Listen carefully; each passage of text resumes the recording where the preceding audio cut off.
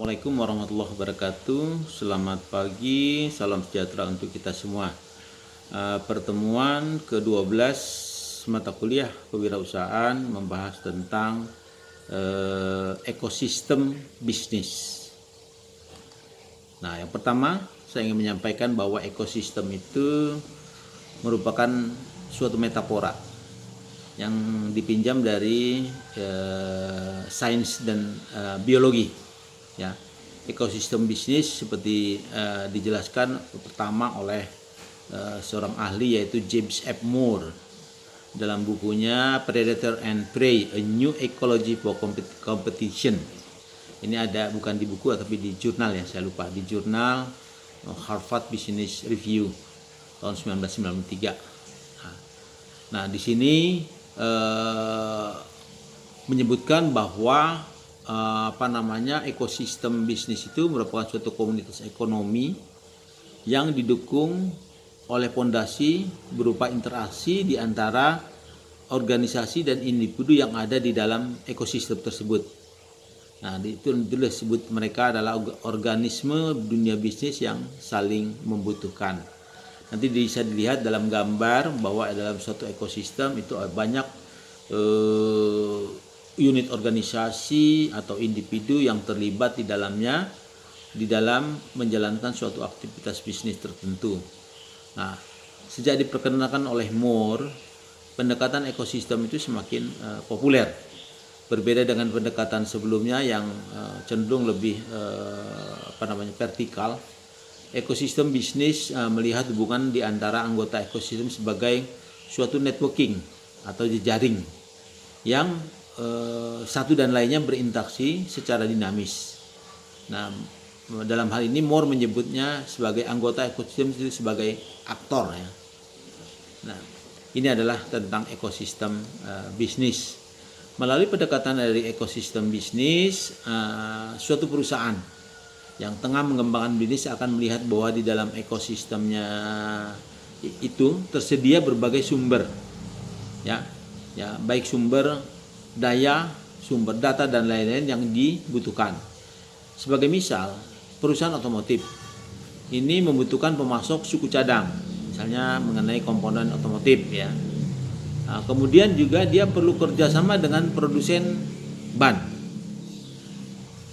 Nah, biasanya mobil memerlukan AC, nah dia juga berhubungan dengan produsen AC. Kemudian dengan pembuat jok, kemudian juga dengan peredam suara ya. Nah, kemudian juga dalam hal ini adanya yang distributor yang nanti akan memasarkan mobil.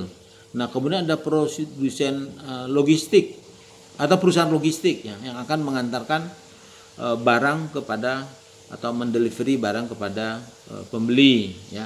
Kemudian ada juga asuransi, ada perusahaan pembiayaan, dan juga termasuk perusahaan periklanan. Nah, di sini juga ada yang penting lagi adalah tenaga pemasaran. Nah, jadi sebuah perusahaan ini membutuhkan unsur-unsur yang memperkaya keunggulannya agar berhasil. Dan unsur-unsur ini didapat dari suatu kerjasama dari anggota ekosistem. Nah, ini bisa nanti lihat di gambarnya ya. Nah, kemajuan yang dicapai oleh anggota ekosistem tertentu akan memberikan manfaat bagi anggota ekosistem yang lainnya tadi ya. Satu perusahaan ingin membuat, perusahaan otomotif membuat mobil, tapi dia butuh ban memproduksi. Perusahaan AC juga memproduksi karena dibutuhkan untuk suatu kendaraan otomotif. Nah, sebagai contoh, bila kita katakan bahwa permintaan mobil meningkat, maka produsen tadi ban, produsen juga ada baterai ya tadi, kemudian juga AC. Nah, ini akan meningkat.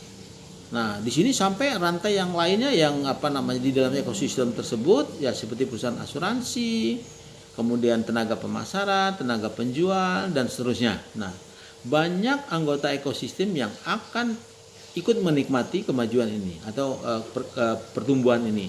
Nah, dengan cara kerja ekosistem ini akan berhasil bila semuanya melakukan upaya untuk bagaimana bisa menghasilkan suatu produk yang diproduksi oleh salah satu, tapi dibutuhkan juga produksi dari dia tersebut ya, orang tersebut ya. Nah, ekosistem akan rusak apabila ada anggota yang ingin memang untung sendiri ya, dengan berbagai cara ya, misalnya dia tidak menjual atau tidak memproduksi kebutuhan daripada perusahaan otomotif, misalnya ban. Ini kan akan merugikan perusahaan otomotif, tapi nanti juga akan merusak ekosistem tersebut.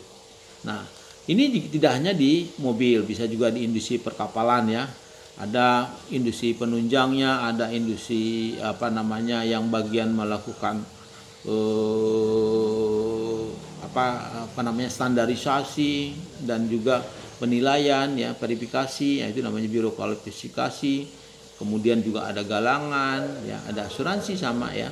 Nah, ini sama ya, jadi juga di ekosistem bisnis di perusahaan di industri perkapalan. Kita tidak mengatakan perusahaan tapi industri. Nah, dalam ekosistem kewirausahaan atau suatu bisnis yang digambarkan tadi oleh saya di otomotif dan perkapalan, terlihat bahwa berbagai macam ragam industri yang saling berhubungan satu dengan lainnya.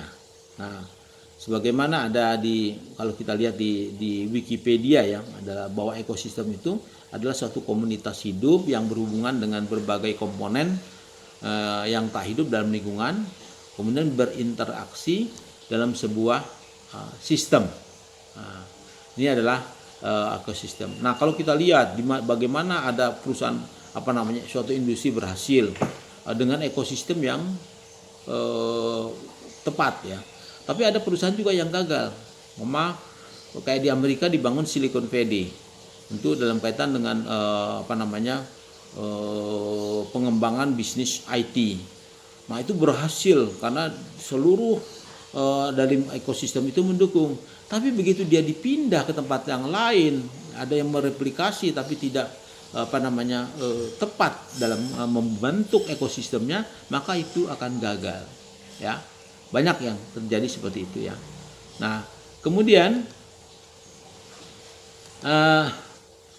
maaf ini lambat. Nah, jadi kalau kita tadi sampaikan contoh-contoh dari ekosistem bisnis yang berhasil seperti yang tadi di bidang IT yaitu Microsoft, kemudian di perusahaan penerbangan ya, misalnya Airbus dan Boeing ya di Eropa. Airbus dan Boeing di Amerika ya. Kemudian kenapa inovasi dalam suatu ekosistem itu penting?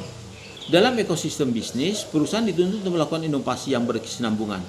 Karena kita ketahui bahwa pasar itu bersifat dinamis dan terus bergerak menciptakan model-model bisnis yang baru. Nah, oleh karena itu nanti akan berkembang lagi selain dengan ekosistem bisnis yang satu, nanti akan berkembang ekosistem bisnis yang lain. Nah, ini yang diperlukan adalah bagaimana inovasi dalam ekosistem bisnis ini penting untuk dilakukan ya. Nah, ini yang bisa saya sampaikan. Ada juga hal yang terkait dengan risiko kegagalan dari inovasi dalam suatu ekosistem bisnis. Ini biasa ya kita alami di mana-mana dalam suatu bisnis. Demikian wabillahi taufiq wa hidayah. Wassalamualaikum warahmatullahi wabarakatuh.